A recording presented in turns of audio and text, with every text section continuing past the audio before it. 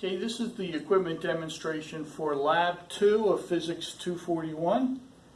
What we're going to be doing here is we're going to be doing a demonstration of a couple of things.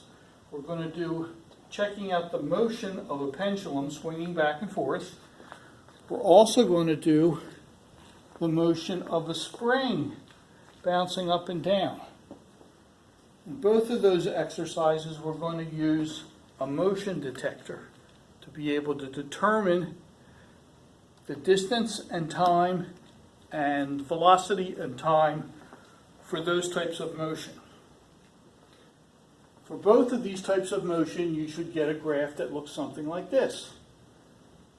It's like a sine wave for both of them. The final portion of the lab is going to be a demonstration of gravity.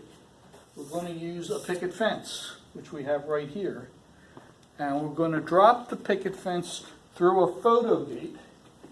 And here's the photo gate.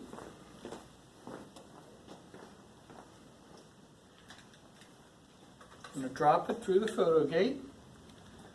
We're going to generate a graph on the computer. It will be a V over T graph. It'll look something like this.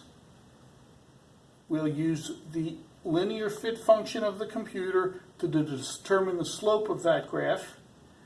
And it should come out to be about 9.8 meters per second squared.